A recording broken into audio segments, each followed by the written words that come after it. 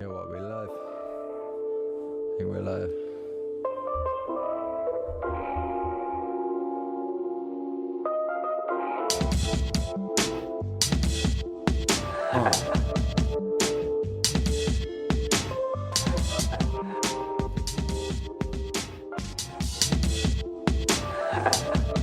Yes, mate. Good evening, good afternoon, good morning, good day. Wherever you may be. Welcome to the Ritualredemption podcast. The very first of what we hope will be a very long series of redemptions. Number one of the ritual, number one ritual, number two ritual, number three redemption. As we want. We've had the pilot. It was a grand success. This is the... no, we had to delete that, didn't we? Yeah, we did have to delete that, but who's to know? So I am Christopher Yaxley, and I'm your host. Apparently, well, I guess I'm not. I have a co-host who is Joe Furlong, who I need to introduce to you. Hello, very nice to meet you. I'm Joe Furlong, and my middle name is Liam. I never knew that. No, I never knew your middle name was it Garrard? Oh my god, it's so weird. Yeah. It's like it's actually Not really heard that one before. It's misspelled. Yeah, It's not. Sounds like it's misspelled. not actually even a name. Yeah, it in a kind of way. reminded me of this thing. Like I was putting stuff in the lockup the other day, and it was a garage door, and the company was called Garador. You know, like kind of like something out of Lord of the Rings, and it kind of reminded me of your middle name, basically. But Yeah, no, it does. I mean, it doesn't make any sense, and it does kind of. You do think like, yeah, what kingdom did you come from the Middle Ages? Like, what is that shit? I came from the land of Garador. But no, Yaxley. It sounds weird. No, that's actually there's a village. There's a village there, A village called Yaxley. or a town. I don't know. I've never been there. Yeah, well- I don't want to go there. Mate, you don't want to go there. No. No, I don't want to go there either. Furlong is a very strange imperial measurement that they used to use to measure the furrow's length, which is the edge of a ditch. Yeah, no, I remember that. Yeah, I know about the furlong. Remember me banging on about I that, do yeah. know about the furlong. Yeah, there's a very accurate measurement on Wikipedia actually that kind of gets into the nitty gritty of actually how they used to measure fields based upon the amount of grass that they would assume that an ox gang would actually consume in one sitting. But there's some really nice illustrations It's strange. as well. A measurement is a measurement. I mean, it's interesting because if you look back to the Egyptians and what they did, they had serious measurements. Like, how do you decide what that measurement's going to be? You can do it in all sorts of ways, but if you can add it up, that's mathematics. Yeah, that is mathematics, and I'm not really sure that, like, if you go back to the imperial measurements that were being used by illiterate, middle-aged, people from the British Isles, I don't know, it's probably a little bit off, but I do generally prefer them, I guess. I don't know. I still haven't learnt my times tables. I mean, I can't. No, really, they still catch me out, but I haven't really had to use them that much. I want to start off, Chris, by just giving a dedication to the biggest moth that I've ever seen in the UK that sadly got absolutely annihilated by the cat just as we were about to start. And actually, it's going to be featuring. It's put quite a dark tone on our first podcast because of what we had to. I mean, witness basically a horrific murder. Yeah, it was a horrific murder, and it was a fight as well. And we were really happy to feature this moth actually because it gave us a really nice opening shot that I hope you all enjoyed. But he sadly is no more. So this is kind of. This first show's almost a requiem to that because I don't really want to focus too much on bleak vibes, but he definitely set the tone. I only have myself to blame. I should have just killed the cat and then Kept the moth. and then the moth would still be alive. Yeah, well, yeah, I don't know. I suppose all cat owners do have a bit of a responsibility to bear for the amount of birds and things that they do actually kill. But then I suppose, to be honest, like plastic and pollution also, I mean, I think we're all to blame. But, to be honest, there is a lot of cats killing things, but, Well, talking about killing things, we should probably get on with the actual nitty-gritty of what he's trying to achieve here. Host. with the most. Yeah, it's true. I mean, this is an introduction to what I hope will be a voice for artists and people who want to come and talk and express themselves as we are allowed to do in this format. Now, we definitely mean artists in the broadest terms, you know, and well, yeah, exactly. It's not an artist is for me. Yeah, I mean, I'm a musician, but I draw and stuff like things like that. But I mean, I think art is there's a very liberal way you can define what art is. Well, I was hoping as well. I mean, I think like it really, from the outset, it's like to define yourself as an artist brazenly, I think kind of like takes it away from the idea that it's kind of in the eye of the beholder, you know, like beauty really. You know, you got like the aesthetic, like beauty's in the eye of the beholder. If someone's going around going, I'm beautiful, that's not really that beautiful, is it really? But then if you say, wow, that is beautiful, then that's where it exists. And I think it's the same for art. So I think that we want to try and like get away from what is, well, especially I do as it's kind of my general like area of interest, but get away from what is commonly accepted as being art or, you know, what would be generally kind of like expected upon a bunch of lads hanging out at 2 a.m. talking about what they think might be cool or whatever, and try and bring in people who are literally just practitioners and very passionate about what it is they do. Yeah, and, voice for the underrepresented. Exactly, and as we discussed before in the deleted podcast, which, you know, sadly will never be heard, but well, I'm not sad about it, but yeah, you're not missing much. But basically, yeah, I think people, you know, I think it's underrated by society how much we need people to create things and to be able to have space to communicate things in a way that isn't directly through the internet, newspapers, all the generic sense of how we interact with people. It's so important that there's room for people to create, because it changes things. Yeah, and I something that I was thinking like when on the run up to this grand shenanigan we're gonna be unleashing. It kind of counterbalanced the fact that, you know, by producing things, try to produce as much as you consume, you know? It's like kind of like counterbalances it, and then if you actually achieve, that's a complete, that you're deluding yourself. No.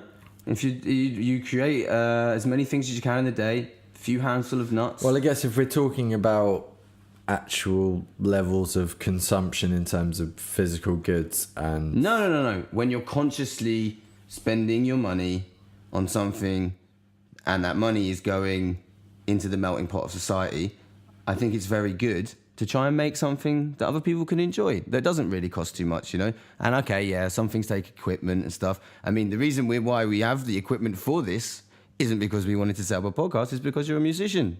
Yeah. You know, the reason why we feel confident we're going to be able to bring people to this is the fact that we've been doing this kind of thing. And I think there's a very interesting way to spend your time.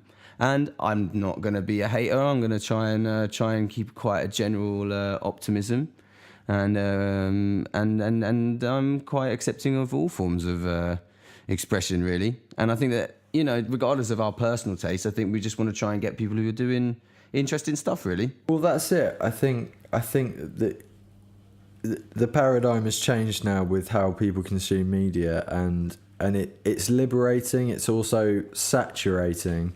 That there's barriers in the way that now anyone can put something out online or do a podcast or put their videos on YouTube. But at the same time, that should be exploited for the people that will not get any attention and who are doing something that is not really recognised in, you know, and won't get any exposure. Yeah.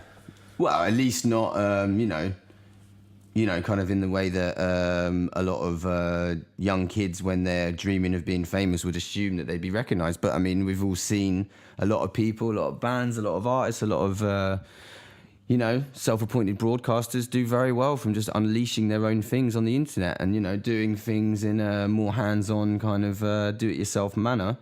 And I think that this is very endearing, really. I think a lot of people warm to it, and I think that, you know, we... want to try and make our little corner of the web as experimental as those that we're going to try and bring into it, basically. Yeah, I think it is liberating. I mean, I think it's interesting because the monetization of it is a very interesting aspect, because you are still limited by the way that you can actually make money out of doing it. So you can reach a lot of people, but to actually monetize it and actually making a living out of your creativity is another huge amount of pitfalls. Not just like, oh, I can just put it on YouTube. It does get a little bit complicated. Yeah, but, and it depends how you gauge success. I think as well. Like, what does success mean to you personally? What is success? Is it doing it for the pure love of it and entertaining a lot of your friends, which I have to say that I've kind of ended up in. And I have to be honest, when I was younger, I would have considered that to be a bit of a dismal failure by the age of 30. But at the end of the day, I'm making a relatively, meager yet, what's the word? It's enough living from things mixed with, as much work as I can find that's kind of related to it. But I'm getting a really good vibe from the whole thing. Really, I don't know. This is something that I think should be taken more seriously, and this is something that I think that this podcast is going to try and, draw out of people. It's like, what is success to you? Like, what was the story? Yeah. How did you get there? Again, I think it's that. I think it's liberating. I mean, in the sense that if we look back to when we were younger, imagining that you could make a video and put it out, and potentially the entire world could watch it, and you could just put it online. Yeah, I mean, it's a huge paradigm shift in society that we're still kind of catching up with. It has all sorts of other myriad issues of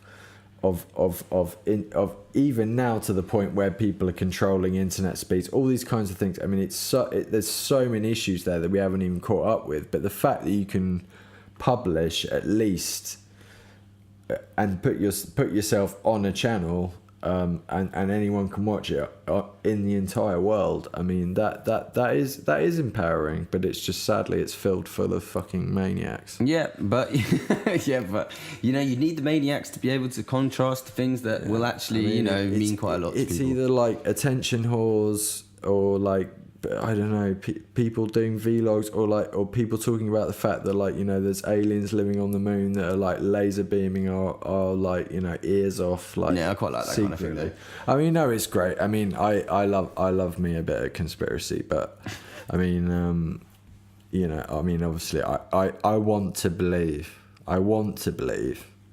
Doesn't mean I believe. I want to believe, but I can't. Yeah. I do believe. I don't know. I mean, yeah, makes sense.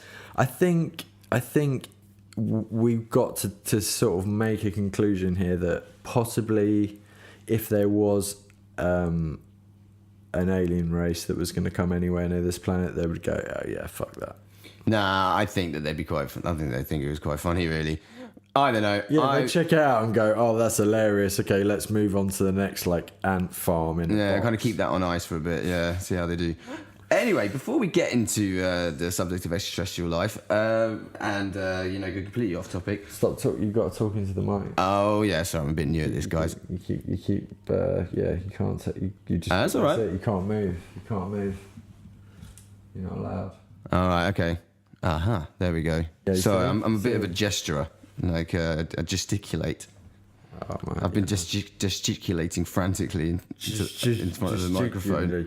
And basically, like, I think we should kind of this is brainstorm. The whole show's going to be a bit of a brainstorm. This is the first time. We absolutely love every single person who has taken the time to listen to this, because we really, really, really appreciate and care about what it is that you do as well. So basically, we're going to hope that you're going to take some inspiration from this, and we're going to give all of the links to be able to send in some things.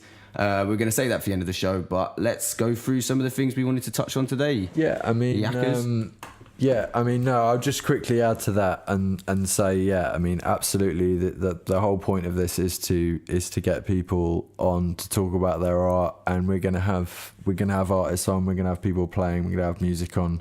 Hopefully, I don't know, we've been trying to call Norway. Maybe we're gonna get through to get our guest on, but he's in Norway, so we'll see about that. Yeah, well, I'm pretty confident personally, but I don't know. I mean, he sounded like he was at a party and it was in Norway, but we'll see where. Well, he is playing at that party, isn't he? I don't know. He said he was. I don't know. Yeah, I guess so. Right. Okay. Well, you know, He was playing. Who is this guest? Come on, let's playing. get to the nitty gritty. Who have we got in tonight, Chris? We've got Skaggy. Skaggy. Oh, I like. I don't know. I would say it's more Skag Dog Investigates. Like, I think he's kind of. I don't know. He's kind of like a private eye kind of. Like, you know, one of those guys that you hire to, like, you know, like check that your wife's not cheating on you. It's a bit of a Dennis Pennis, I kind of think, of like the jungle scene. And but at the same time, he just makes really like badass jungle and uses renoise, which is not. I'm not even going to touch on renoise.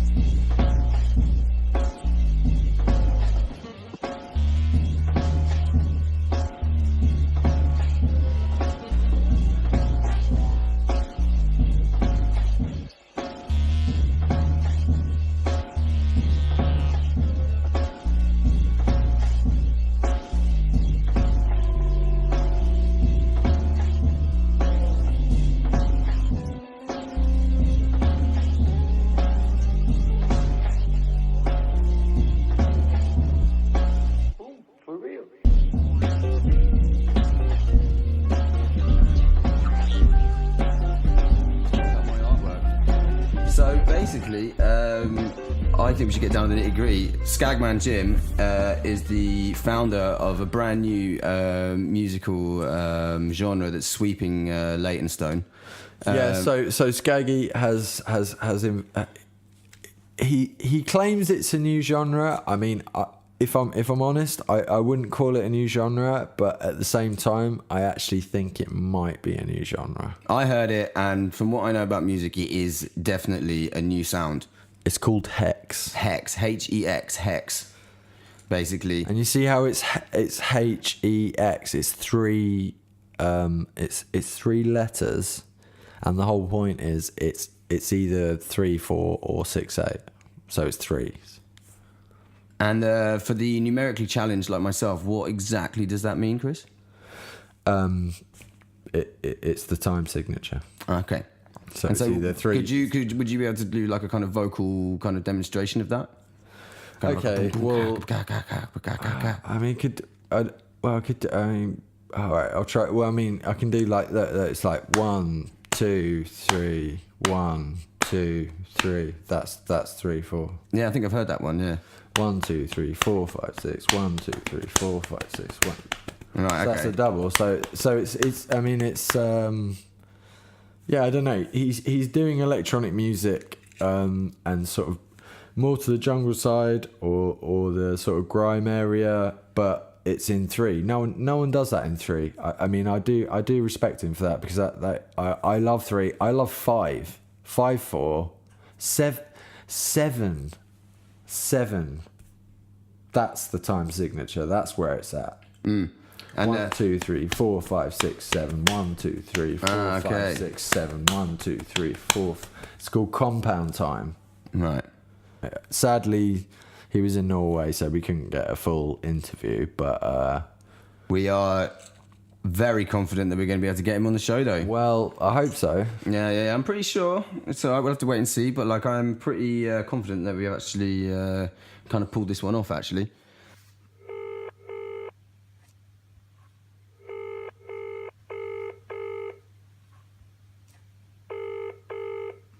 Oh yeah, Reese Mogg.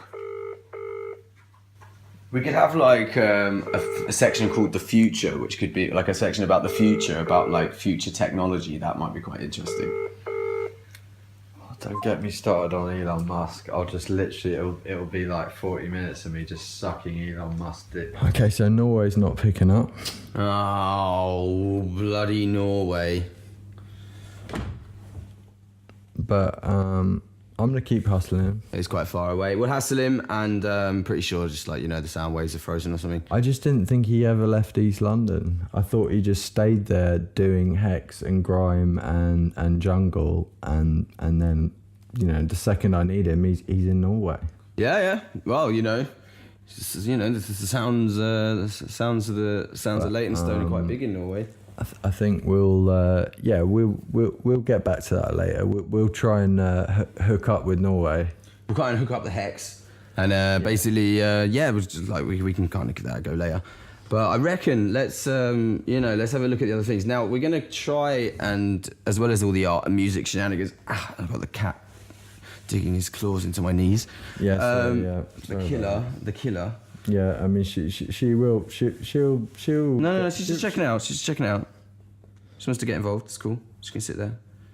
Oh. She'll take what she can get. Oh, that's so cute.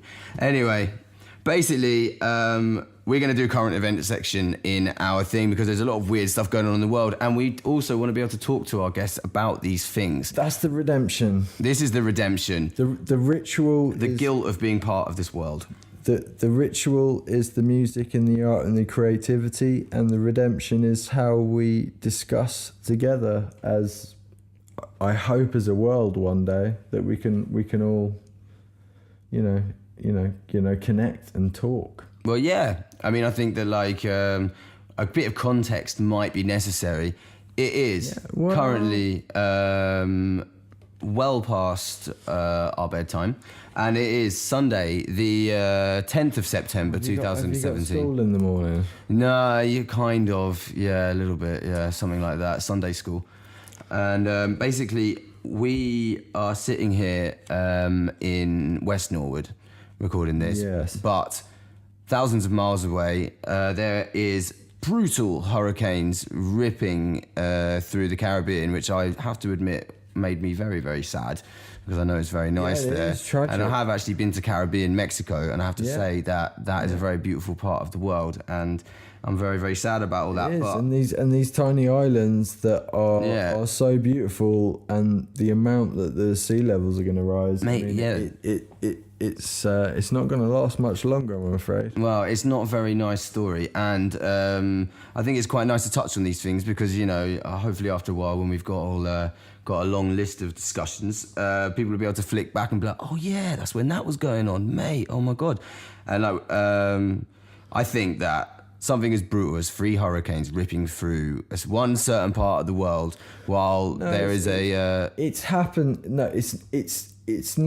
it's not freak. If you look back over the last couple of decades, there are those same patterns of 3 massive storms that are very similar. Yeah. But what's happening now is the scale of them and the intensity of them, and I mean, again, it's going back to Trump. It's just ironic that Trump. Well, it is because Trump. Humpty Dumpty. Trump, basically the whole world has signed up to the Paris Climate Accord, and then the country gets hit by 3 hurricanes that are intensified because of what's happening with the environment and global warming. And I thought it was quite funny what Bill Maher said this morning. Actually, like, love him or hate him. Basically the Floridians have been hit by level 5 liberal conspiracy. I thought that was pretty funny, really. It's the communists. That's who made the storms. Yeah, it's the liberal elite. Yeah. And the underground liberal elite. I mean, it is essentially Trump. You should feel sorry for Trump because he's just become the best president ever, and then he has to deal with all these storms that were caused by liberal like snowflake like people that are ruining their country. Yeah, I think that your sarcasm is definitely carrying well online, and it's beyond satire now. It's beyond satire. I don't know. I can't. I shouldn't even bring this shit up. But no. I think there is no possible way that anybody who wants to talk about current affairs can't talk about that man. And I wanted to bring up something that I heard one of my favourite people, Mr. Stephen Fry, say about him, and he said, Donald Trump is like a great big narcissistic balloon that just, the more people say his name, the bigger he gets. And the bigger, and all those little voices are just little wisps of air inside this big Trump balloon that keeps inflating. And basically, he has achieved the dream of all narcissists to be the ultimate narcissist, to the point where it's being fed to the point that he's taken over everything. It's hard to believe. It's the amount of time I spend watching things, listening to things. I mean, I don't want to get on the Trump train on this, which is something we were giving careful consideration. Sure, no, let's not. But I do want to talk about the Trump train. Well, I mean, we are big fans of late night. We do watch a lot of that. It was actually Chris that put me onto that. Well, Colbert. I love Colbert. I love Colbert. Daily Show's good. They're all great writers. Also, John Oliver. I mean, aside from the fact that it's all focusing on American issues, they are just extremely entertaining and good. Nah, they dip in and out. That's the thing. John Oliver's the middle ground. He's like the UK US guy, and he kind of bridged the gap. He did Lord Buckethead. He did. He's been talking to him about Brexit and putting it into the context. I think they're they're not just talking about the States, not but so much. He's very self-deprecating about being English, but at the same time, what's interesting is that he does a show that's extremely entertaining in a comedic way, but they've spent a week. It's only one show a week. Yeah, last week tonight they spend the time to actually analyze something and make you laugh and also make you go, oh shit, I really needed to know about. Yeah, and he really that's why it's really, he really goes in depth. He doesn't do the whole guest thing. He's not like that kind of Letterman style kind of thing. He's straight on, head in camera, weird humor, very, very strange sense of humor, which I have to say took me a while to get my head around, and now I can't get enough of it now though. But odd sense of humor.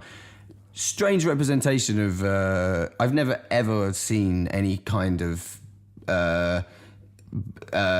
British or otherwise person from around here have even remotely the same kind of humor as that guy.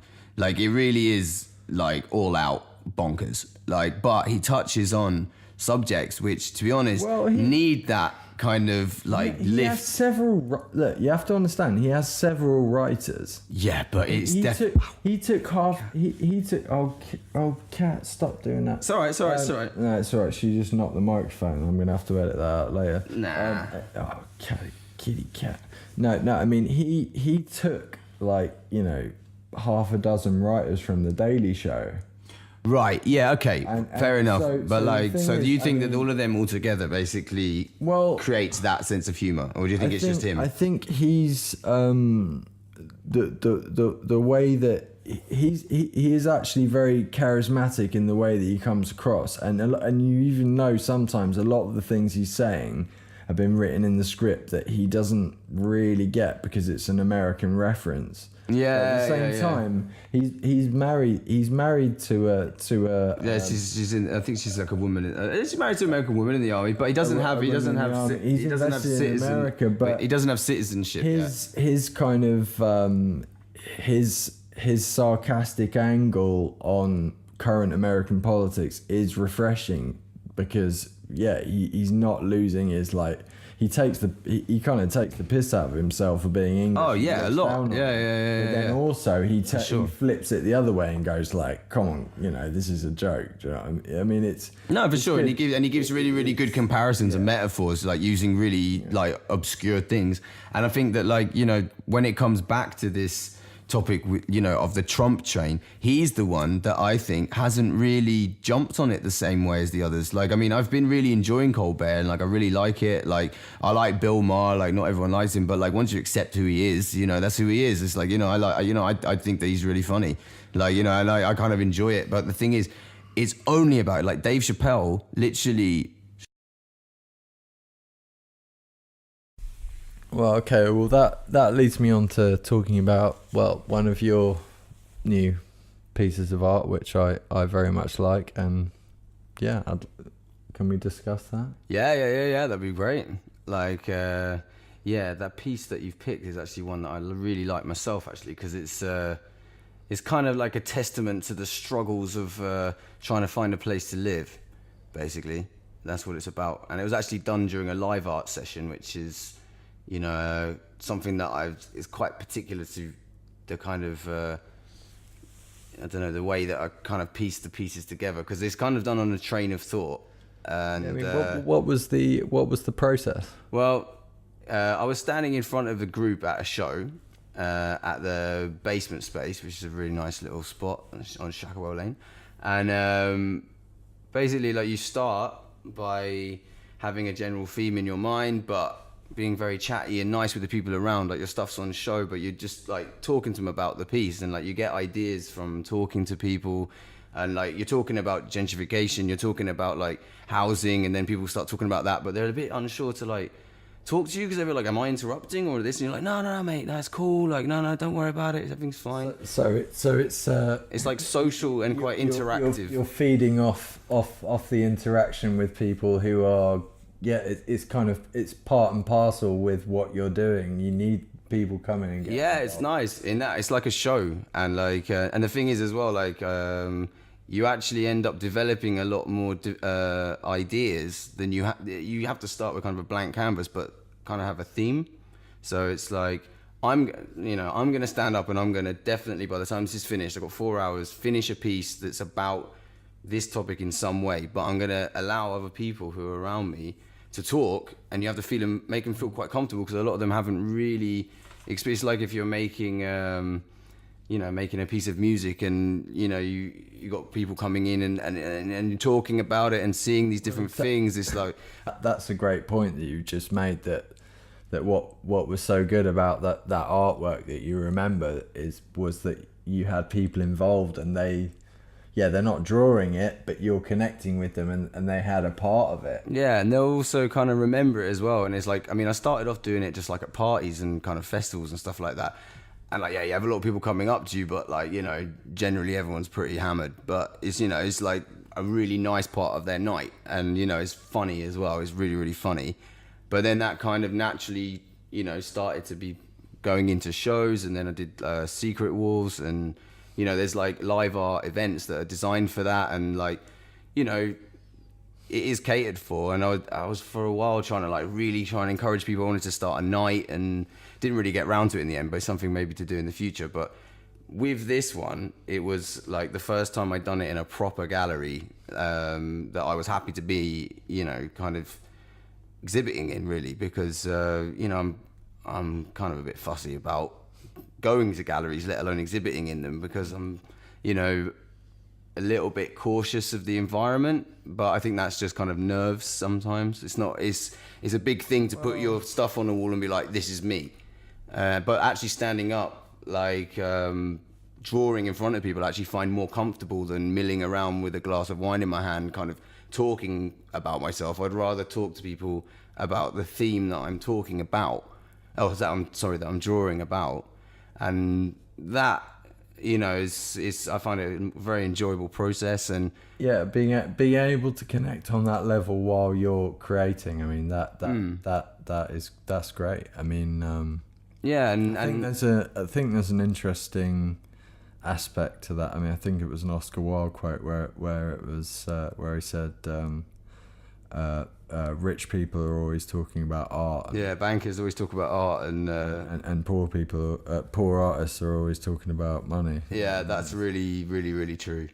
But at the same At least time, the second part. you know, I said that very badly actually. It's the rich are always talking about art. Actually, I'm not even gonna. No, he said bankers when bankers It's sit not down. No, he says that. Yeah, when bankers sit down for dinner, they discuss art, and when artists sit down for dinner, they discuss money. And it's really, really true. And a lot of the time, I've actually felt more unsure about my work when I've been sitting on my own for a very long time doing it, and I have to leave it for periods of time and come back to it, look at it. But having it bouncing off loads of people while you're doing a show, like I'd much rather be standing in front of a piece doing it. I think really kind of like the environment you're in does dictate, you know, a certain way to be within a show, and like and I think I have kind of got used to it more now. But it was just kind of funny that kind of from my kind of early 20s onwards, I just felt more comfortable doing it like that. But on the other hand, I did used to do theatre when I was in high school, so I wasn't too bothered about being on the stage, and it was actually more being on my own and in that world. That's more when I would doubt what I'm doing. But now that I'm drawing more often and I'm more confident in the subject matter, I think that, you know, it's happened. There's more of a flow, and also you can make it nice. Like you can make a massive sandwich. You can just like put on like, you know, some cool stuff, you know, whatever. Listen to some Redemption, you know, just do your thing, and then like, you know, and then you kind of like, you know, you've got to make it a nice thing, you know, make a nice like cup of coffee. I think there's that class divide in it. I mean, I think what's interesting is that I think in that quote that we just discussed, where there's the people that have the time to sort of I wouldn't say overanalyze or intellectualize art and ideas of what art is, and they have the room to do that. And then there's a big divide between the people that just want to create and do art, and it's not really about the intellectual level. Yeah. You do need to be quite ready for it though, because if someone does come with those questions, like you need to be able to talk about your work. Like it takes ages to be able to do it. Yeah, you really do need to be able to do it, because like the subject matter of that is right. So basically, it's a skull, but there's no bones apart from the teeth, and talk about in the one picture. eye. We haven't talked about the picture. Well, yet. it's good. It's good because it's like. It so if we pretend that you just come up to me in the show and be like, "Mate, what is all that about?" and I'd be like, "Right, okay." So then you got to look them in the eye and be very confident in your opinion, because actually that's all they want to hear. So it's just like in one eye you've got someone looking out of their window and seeing loads of loads of broken down buildings, smoke coming up, cranes in the background. But in the other eye, it's actually their window and their house is being knocked down, and you know that's kind of like the thing that I don't know, kind of binding the two together, like and then you know you've got blocks being built in the background, which kind of makes up the eye socket part there, just behind, like you see those like blocks of flats. And when it goes downwards, like I mean, there's kind of like a mechanical jaw, like you know, that kind of like continual, like always talking about money and rent, and you know, it's just a never-ending thing. And like the kind of like knives coming down with like the blood is the kind of thing, like I kind of know, it's like you like kind of say anything to like get a place. It's like it's so important. It's like, you know, everyone's talking bad about their landlords, everyone's like not happy about the like the situation they've been given, especially in London, like, you know what I mean, like everyone's always moaning about housing and stuff, and it's just like, you know, it's harsh, you know what I mean, it's like it's dark, like it's bloody, it's like, you know, it's bloody minded, like it's like I like the fact that you have the kind of slightly withered natural trees at the top and in the head. yeah, kind of like, to me it kind of says, as you say, it kind of, as you go down and as you were saying, through the eyes and the crane, all of this, it's just this kind of just, I mean, it's that kind of withering, like, oh, it is that brutal, you know, that Yeah, I think I was getting on that. It's just like, I mean, I did need something that looked like a head and hair. So I think that it was all, you know, because it's the contrast as well. It's like, you know, like contrasting buildings with wood. I mean, like we came from the trees, you know. It's like, you know, but there's no leaves on those trees, and like the last crane on the left with the key, that was actually the last like thing, and like I kind of had the idea like something, and it's like, so you know, the carrot on the stick. Like, I mean, it was an idea that I'd had before that. It was really nice, just like came out at the end, and it's like there were some people watching, and then it was like, oh, well, what am I going to put on the end? And then it's like, and then it kind of like, oh, I'm going to put a key, but then it's like, so what shall I put? And then you just like chat to people, and they'll say some funny stuff, and then you're like, oh, I know, a key. Oh yeah, because it's like at the end of the day, that key to the house is. It's hanging off a crane in front of you that you'll never be able to reach. Yeah, kind of. Yeah, like that kind of like that. Yeah, like it's like the idea of like chasing that security, but you know, like. It's something that's affecting everyone, and it's like, you know, having the real hardest part is like, and I struggled with it for like years. It's like you draw stuff and it means something to you, but no one else knows what the hell you're doing, and like there's a fine line between like total all-out surrealism and realism, like kind of together, and like that's what I'm trying to achieve with the drawing. It's like, you know, there's an element of realism that we can understand what it is, but it's very surreally composed, and also the subject matter is like quite dark, but I think people react really well to cartoons because, you know, especially I don't know. I guess less though, like much younger kids now, because it's more digitalized cartoons. But everyone grew up with cartoons and seeing these animated characters from a young age, so it's kind of like, I think I think people's brains react quite nicely to it, and like I always prefer drawing than painting, for example. But I love it. I mean, think about what you were saying about being dark. I mean, you know, you could look at you know, Van Gogh's fucking, you know, his life, his sunflowers, and you just look at it and it's like you could just take a second glance and just look at it's some flowers, but when you actually look at it and you're like, wow, that's depressing. And it's I mean, and he's a good example because he's always the one that like you know, people kind of he's like the typical like the starving artist, like, you know, the guy like sitting on his own cutting his ears off, like this subtle. It doesn't have to be. I think that's what I was trying to get at before. It's that sense of it's you don't have to make a huge point with it. It's something that's almost like transcendental in a way that you can't really explain, that's there, that has an effect on you. Yeah, that affects people. You know, that's what I was saying before about the giving people the space to do things like that, because people will be like, oh right, oh okay, you're writing poetry or you're painting a picture, and it's like, yeah, okay, yeah, it's not gonna make much money, or it's not gonna keep the economy going, but those are the kinds of things that, you know, again, tie in with philosophy and things that we can't really define as how they affect us.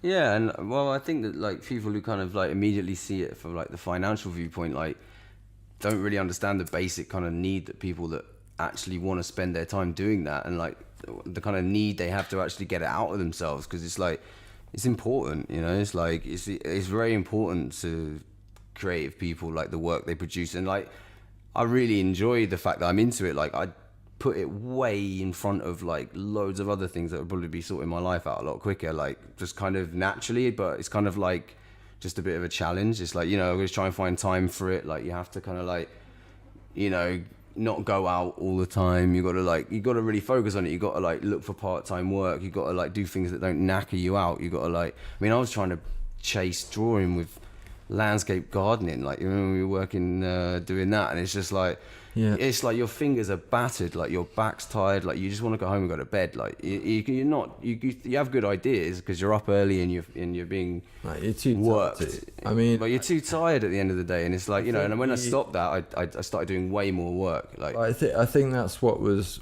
And I started working in a skate shop. I think that's what was a positive thing about what you did with the Minesweeper, what happened with the gallery.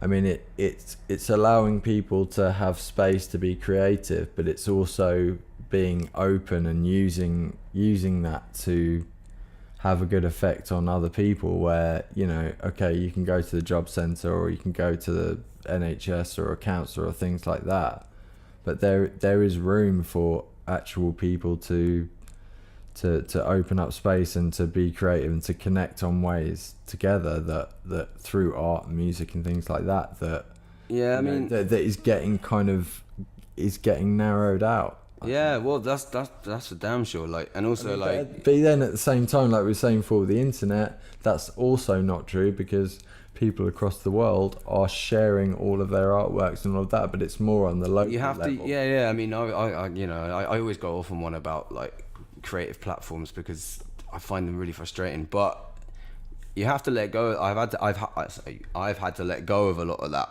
like, because I find it very informal, and because I'm quite driven towards this like more, you know, personalized method of art production, and you know, seeing people's reactions when they think it's funny, but they're also a little bit unnerved by it. Like, I don't know, I just think like that's like kind of my, you know what I mean? That's like really like what I kind of want to achieve, because it's like funny, scary is like funny, scary, and like beautiful, ugly is. But that's exactly it though. That's the best kind of art that does unsettle people. That does, well, it doesn't have to be unsettled. Well, you don't want to traumatize them, but you know, it's no. like, I mean, you know, but at the same time, it's the pushing you out of going, oh, okay, that's taking me out of my normal angle of my consciousness, and it can be on a very, again, it can be on a very subtle level. That's why people look at that. Again, I'm going back to Van Gogh's Sunflowers, and you go,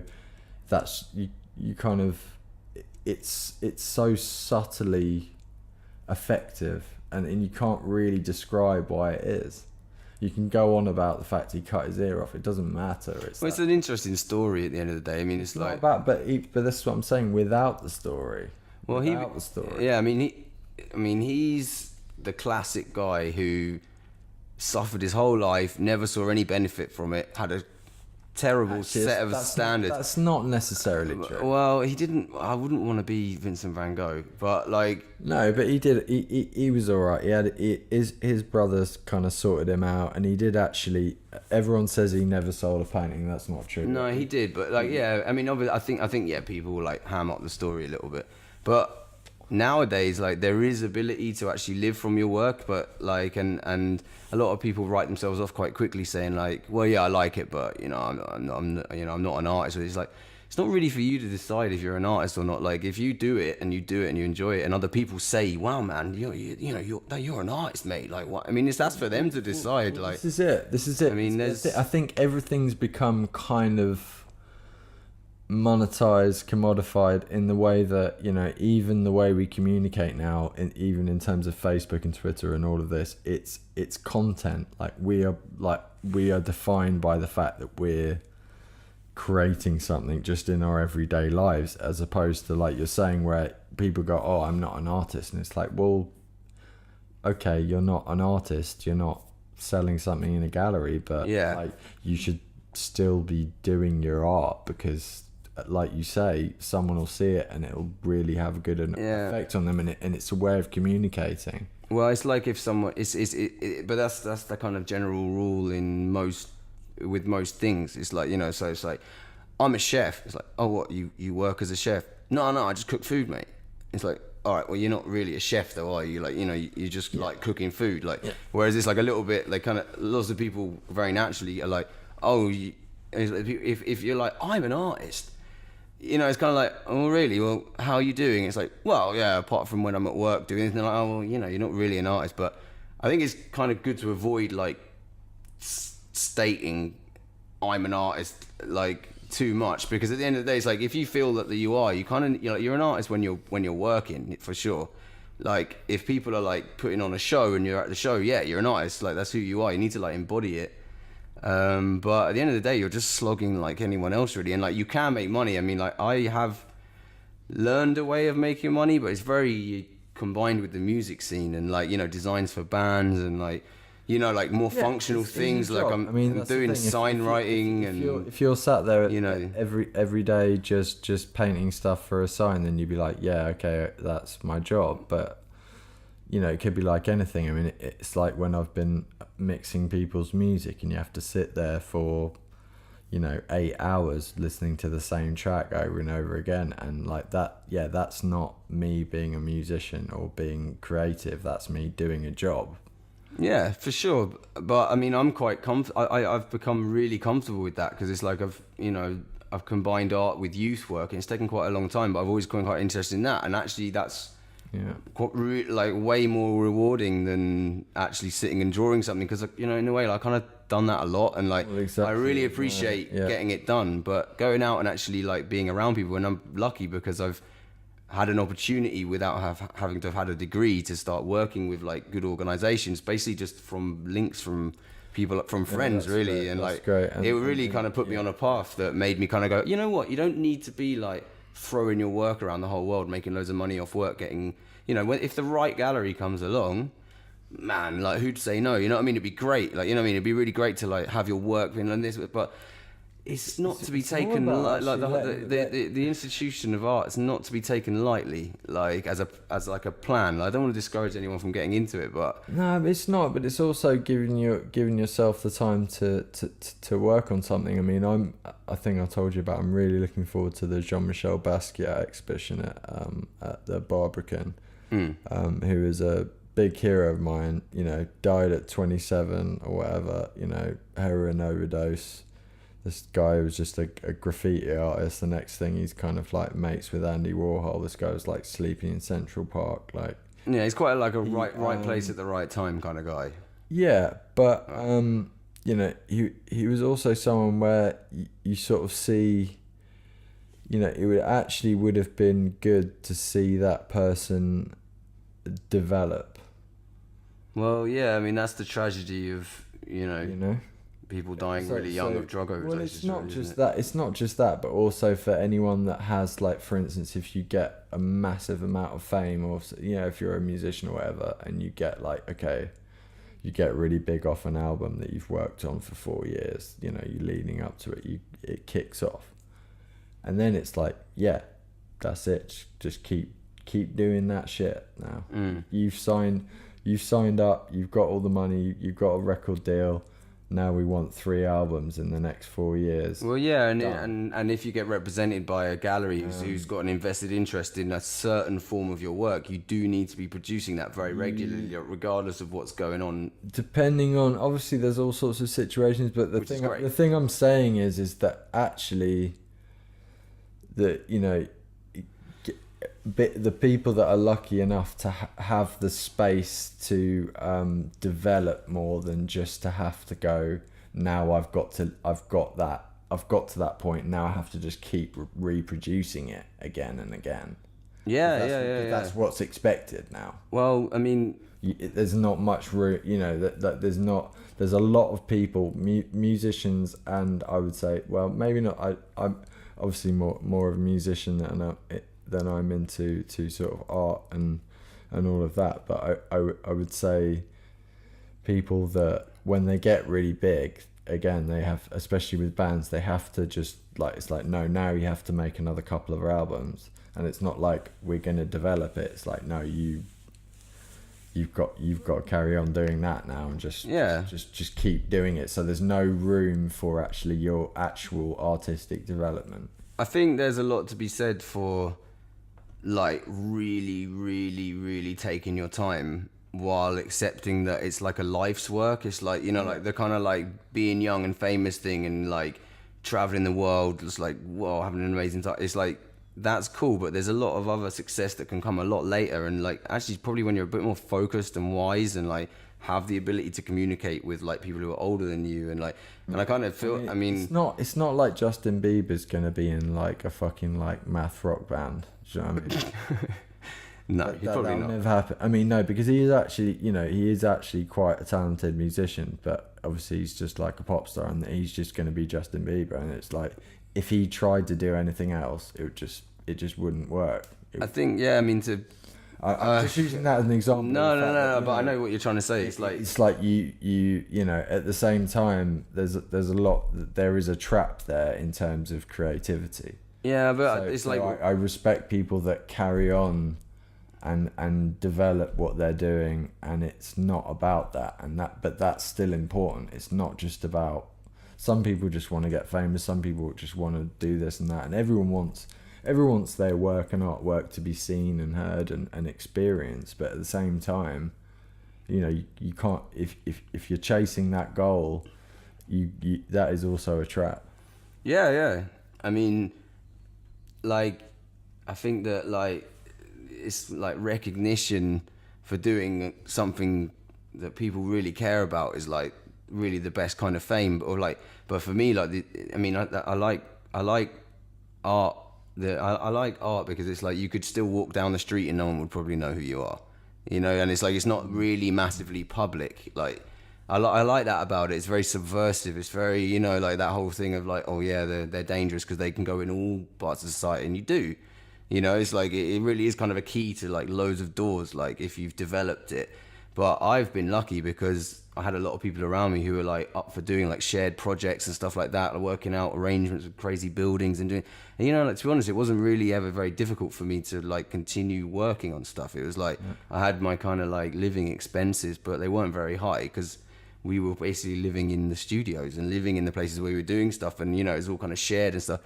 And I think that that's really helped me a lot because I have to be honest, like if I'd have been renting as I am now from the start, I don't think I would have had enough time to like have those long sessions of drawing to kind of like develop. Like, and I mean, I've started looking back at the stuff I did before, and it's like, wow, like I can't believe that, you know, I've got the same brain as I had then. It's like, it's really different. It's like, it's very... It's way more wild and like chaotic and stuff. But it's kind of like a reflection of you then, whereas now I feel genuinely more calm and centered and like, you know, a bit more like with it, like. But this is on a broader scale. So it comes out a bit more. This more. is more of a reflection of what you see around than how you feel right now. That is a general feeling I've kind of felt everywhere. Everywhere, all the time. And I guess everywhere I've gone, I've kind of brought this kind of like funny but really bleak and dark kind of artwork with me. But when people chat to me, like, I'm generally quite easygoing, like, but I can be quite intense, like, as anyone about art. And like, you know, I think it's very important. Like, honestly, I mean, maybe you'll agree. Like, I don't know. If we didn't have the podcast going on, I was about to kick you out a minute ago. To be honest, For my intensity? You were just being so intense. Yeah, I know. Yeah, it's just been so intense. No, literally, I know. I don't know. Yeah, I mean, look. Is that why you started crying? No, I'm alright. Are you okay? I'm okay. It's okay. I mean, I'm sure you could like wipe your eyes on the cat, like if it comes back over. I'm sure he wouldn't mind. Yeah, that's true. Yeah. Squeak. Okay, so. Well, I mean, yeah, that's kind of as far as I've got to say about that. Really. I think it's a great picture, and yeah, I was kind of gonna maybe get into the technical side of it because. No, very briefly, it's like it's a photograph taken of the live art, drawn in marker pen, thrown into a computer, and then coloured in digitally on Photoshop, basically, so that then you can make stickers and prints out of it. Yeah, because I mean, I really like the colours on it, and you've done a nice job, especially from the drawing. I'd like to see the original picture to see the comparison, but okay, yeah. Great work. Gave it to my mum for a birthday. Your mum, yeah. My mum. She's got on her wall. Your mum's broccoli's fucking shite, mate. You're gonna make me cry in a minute. Got to show you my new picture. Yeah, go on, stick it on. Oh, where the fuck is that? But yeah, so so basically that's what's going to happen. There's going to be a North Korean nuclear weapon hitting the desert in Arizona. Oh, is it Arizona? Is it? Well, I guess so, or maybe it could be Nevada, but it's more kind of the borderline between, because there's a part in where it's like Nevada, Utah, Arizona. What, all in like a and what's the other one? Are they like squared corners? Or? It's literally where there's 4 states meet in isn't it like Nebraska? Isn't that near there? It's not Nebraska, no. Or is that more north? No, it's Nevada, Utah, Arizona, and New Mexico? Could be. No, yeah, it must be. It's either New Mexico or Anyway, Something like but so I mean that's the thing. I mean, look at that guy. I mean, yeah, he looks like he's had a bit of a surprise. I mean, he's gone like, shit, I just came to water my plant and I've got one plant in the middle of the desert, yeah, and someone's just fucking nuked it. Yeah. And he's not even, I mean, that shockwave's gonna hit pretty hard afterwards, but Yeah, I reckon he's got about 10 minutes though, judging by the length of that road. and I'll put the actual right version up. So I mean, I don't know. I think it speaks for itself. Did you want to ask me any questions on my picture? I asked you about your picture. Yeah. What shade of green is those leaves? Yeah, I mean it's That is like definitely radioactive already. yeah, it's true. Actually, I should have actually done a bit more. No. I think it's great. I think it's really nice. But it's all kind of plain, so it's kind of funny that it sticks out. It should really be shaded more, to be honest. Yeah. But I mean, like, there's patience in order to actually make that. Is there? Did you prepare that for the? Did you make that for the podcast, or had you made that a while ago? No, it's just I bought I got this. Oh, where is it? It's well different from your other ones. It's my first drawing where I got a Wacom pad. Oh, nice. A little, and it like the cheapest one you can get from Argos. It's like £50, tiny little thing. You know, I mean it's. What software is it on? This was on Critter. Mm. Which again, yeah, Critter. Give them money. It's free. Critter they're just bad men. It's very and true. Women. It's very true. When Chris was last at my house, he got it on my computer and showed me the light. It is extremely strange. This is a software that has been created, open source software that has been crowdsourced, and it's not Photoshop because it's more for drawing, and it actually has an amazing amount. You can create your own brushes on it. Yeah, like this, all the swatches, like the options and stuff. Yeah, this isn't really really the best version of this picture, but yeah. So essentially, to sum up North Korea, I mean, to be honest, if they did like, if they did hit like the Nevada desert, I mean that place is like a fucking. They've done about 50 atomic bombs there anyway. I mean it's. Fuck man, it's not gonna make that much difference. It's probably just an everyday occurrence for that guy. I mean, he's literally like, oh, they're doing another test. I mean, the great one was when they were doing the first like big nuclear hydrogen bomb tests in the 50s, and it was near a town. And they didn't even tell anyone, and people were like, what the fuck's going on? And it was like, oh yeah, they all like fucking died of like leukemia about 10 years later. Really? Oh yeah, man. It's like, I mean, that's the thing. America's huge, and they have after World War II, huge military, and I mean, they just went, we're just gonna test some serious shit. But the record goes to Russia for the biggest ever bomb ever Exploded. Ever the Tsar bomber, which was I believe 100 megatons. I mean, it basically almost destroyed the plane. It was lucky the plane that dropped it got away, and it was 30 miles away by the time the bomb went off. They dropped this bomb with a parachute. I mean, this is the thing. Must have been a fast plane. It wasn't a fast plane. This was like in the late 50s. There's like propellers shit. Just a really slow parachute. They'd like got chucked about 10,000 feet down from the shockwave, the plane that dropped it.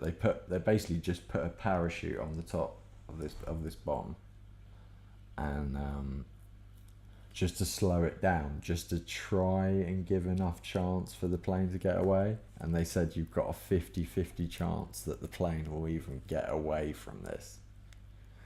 But yeah, Russia's pretty big, so you know they've got some spot that they're going to drop. But that was the biggest ever bomb that was kicked off. The Tsar bomber. The Tsar bomber. But anyway, yeah. All right. So yeah, but yeah, basically, no, it's gonna be fine as long as Donald Trump doesn't. Basically, yeah, I don't know. Yeah, obviously Trump's worried. I'm more worried about Trump than Korea. So yeah. Well, I tell you what, like just to finalize your piece. Yeah. So you're not really, you know, you draw for yourself, like, but you really have an affinity with like learning new software, which is like something I've always thought about you, like the way you really get into it, like really to understand how it works and all this stuff. And like, I mean, what's your motivation behind all of the effort that you do for that, even though it's not really your main thing? Like, do you find that it like counterbalances your music stuff? I mean, like, because I do it because I also kind of want to get it out there. I want to exhibit. I like making some cash. I like you know, I like being in the art world. Whereas you're like, you know, definitely like, you know, you've got your own thing going on, but like, you know, like, you know, I flirt with software. I don't really get into the nitty gritty. Like, I mean, again, this is an open source software. I mean, it's free, and there's another Blender, another 3D animation software that's free. I mean, that is a much steeper learning curve than this software, but again, I mean, I need to send these guys some money. I need, you know, even if it's just like a tenner or something. I mean, you know, the work that's gone into it and the support, because these are people that know what they're doing. They've created amazing, you know, it's just learning things that enable you to create, and yeah, it's a steep learning curve. But the good thing with now is you can go on YouTube and online and just search a specific thing about these programs, and there'll be some guy on YouTube showing you how to do it. That you can actually just go online and learn it yourself. You just got to I mean, again, I did an animation recently. Yeah, it took me 3 months, but that was learning how to do it as well. But yeah, that was 3 months. But then now I know how to do it, and it's another thing that I can use to create.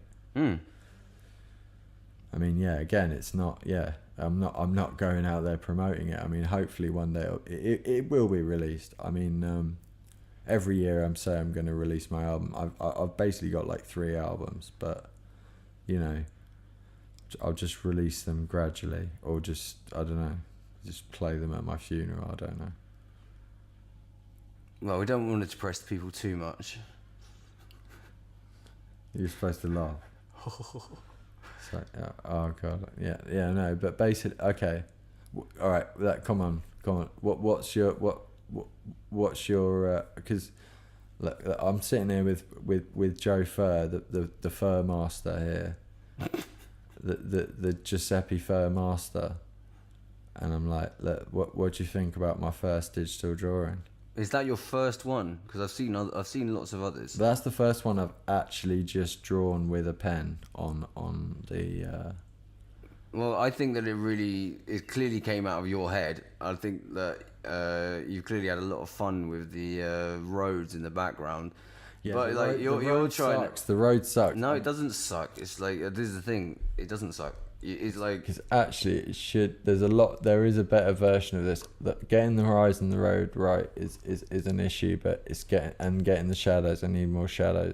But this thing that's just drawn. That's just drawn in Critter. Basically, get Critter. Everyone get Critter. You've got it. I bet you haven't used it yet. All right, I haven't used it that much. I feel this. Son of a bitch. I didn't really like it. Come on, I've been moving house, man. Like, I haven't really had a lot of time. No excuse. I've been trying to get people to go on Critter so much, because it need, like, if people even if just like me and you and other people use it, and just give them like, you know, like $10, and a few people do that, it will keep it going, because that's just people have developed that. It's like Renoise. it's like these independent software people, like but it's the quality and the things they do that are actually need to be done. Now everyone's developing apps and things like that, but it's these people need to be supported. These independent developers need supporting.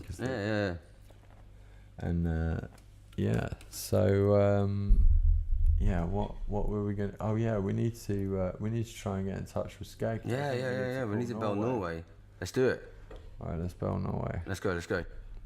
All right, hold on. All right, let's get the phone up. Oh, Norway's got the same ringtone as England. I wonder who came up with it first. Yes, bro. Oh boy. Oh shit! You're live on the Ritualredemption podcast, my friend. Okay, cool, right. So it's a new track. It hasn't even got a fucking name yet. It's fucking. I'm in Norway, so they haven't got imagination, so there's no fucking title for this track.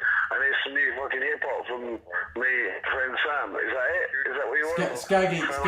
All right. I changed my mind about the track. You don't like the track? No, I've got a different track to play. Well, fine. You're not playing the track I gave you. No, wait. Hold on. It's hold on. Jesus. Hold on, Skaggy. Skaggy, hold on. I want to play "Cause You're Mine." Right, I didn't hear that. You're gonna say again. Right, guys, can I play "Cause You're Mine"? Yeah, play "Cause You're Mine." Yeah, play that one. I think it's banging. It's some good hex. Okay, right. So you're recording it now, yeah? You're on the podcast, yeah? Yeah. You've got to introduce hex. Sorry, go on. Okay, so this is "Cause You're Mine" remix in 6/8, and I've recorded all the sounds through the tunnels late at night, so it's got good reverb on the snare and all the instruments. We're done. I'm out. I've got to go because I've, Is this hex? It's hex though, isn't it? Yeah, we're doing a hex special. It's hex, yeah, it's hex. Can you give a little introduction to hex? What is hex? What is hex? It's the forward moving. Why are you hitting me with this now? It's the dance music has been in 4/4 for too long, and we're moving to 6/8 or 3/4, and that's what hex is. So that's what we're doing. So it's basically 3/4. It's basically 3/4 or 6/8. 6/8's got the gallop, 3/4's got the waltz. Both of them are great dances, and we're bringing that shit back with the hex. There you go. Oh mate, big love, man. Thank you. Big love. What's up, man? How's it going in Norway? Anyway, all good? Yeah, it's cool, Joe. Joe, good speaking to you, man. I'm going to roll because I'm supposed to be, I'm Playing. confused and drunk, so we're done. All right, safe, man. Speak to you soon, yeah. I'll speak to you when we get back, yeah? Yeah. We'll see you soon, mate. Yeah, safe, Joe. Safe, man. Layers. Right, bye. Bye.